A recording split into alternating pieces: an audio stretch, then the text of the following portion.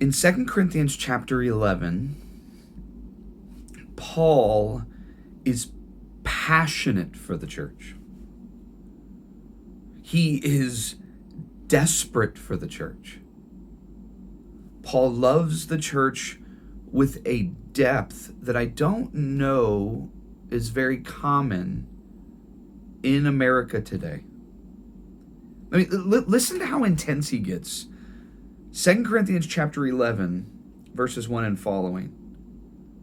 I hope you will put up with me in a little foolishness, Paul says. Now remember, this is the chapter that ends with Paul boasting about his sufferings, where he goes through the list of all the different things that he has accomplished. Are they Jews? Are they Hebrews? So am I. Are they Israelites? So am I. Are they Abraham's descendants? So am I. And then he says, and I am more. Like, he does a little bit of things that I think in many people's definitions would be kind of foolish.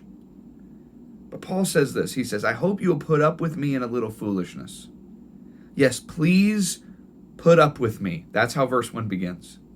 And then listen to this. I am jealous for you. He's talking to the church in Corinth.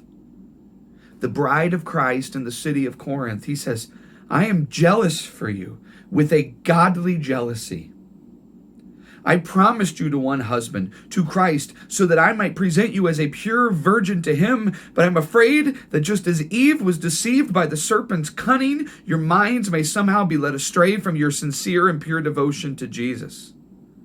For if someone comes to you and preaches a Jesus other than the Jesus we preached, or if you received a different spirit from the spirit you received, or a different gospel from the one you accepted, you put up with it easily enough. I don't think that I am the least inferior to these super apostles. And Paul goes on and on with an intensity for them, with a passion for them, with a fervor for them, fighting for the church. Here's what I want to talk about today, reflecting on this text. We are in a time where a lot of people are angry at the church. And I think for two reasons. Number one, some people get deeply angry with the church simply because they haven't been able to see the full spectrum. There's actually usually more to the story of whatever it is they are angry about. There's usually more to the story. But the full spectrum gets lost in the intensity of their anger. And a lot of people then walk away from the church clinging to Jesus, saying things like, Jesus, I love you, it's just your followers I can't stand. The second reason why people are angry at the church is because there's a lot of things in the church that people should be angry about. Like, there are a lot of things over the last 50 to 75 years that has existed in the church that should not have. Things like sexual harassment and sexual abuse and the arrogance and the greed there are things in the church to be angry about. But one of the things that I've learned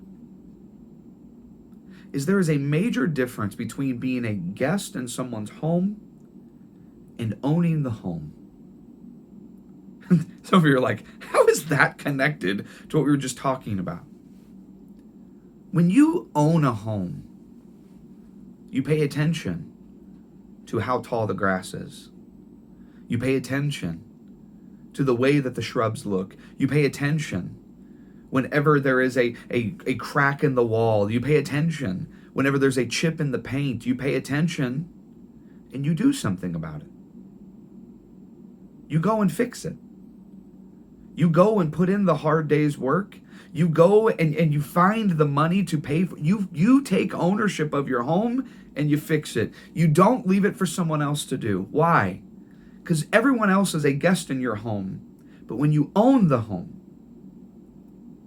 you passionately and fervently pursue its health. Here's what I'm saying. There are things to be angry about in the church. Because in the church, there are many different ways that recently, the leaders especially, have failed you. But let me say this. You're not just a guest in this home. You are a part owner. And instead of leaving the church and asking someone else to clean up the mess, please, please, take a page out of 2 Corinthians chapter 11.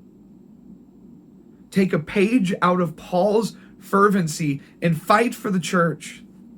Put the hard work in to help the church heal. Put the hard work in and put the time in and the money in to not just walk away from the bride,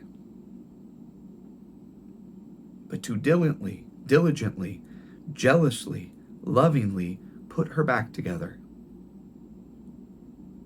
Sometimes in families, someone needs to get angry before someone's bad behavior changes. But it is never helpful for a family when you decide that you're going to just walk out the door because you don't want to put the effort in of fixing what is broken. I guess what I'm asking you to do is this. Don't just be a guest at church. Be a part owner. And love the church the way that Christ loves you. The way that Paul loves them. Fight for the church. Even at times be foolish for the church. Because please, let's never forget. The church is Christ's bride. And he loves her dearly. With an intensity and a jealousy that is holy because she belongs to him. Not because he is a guest with his bride, but because they have chosen each other completely as dual owners. This week, I want to challenge you by asking yourself, what am I angry about in the church? And then I want you to wrestle with, so then how am I going to help this heal? And hopefully, teaming together, Christ's bride will be stronger because we're no longer guests. We are owners. I love you guys. Talk to you next week.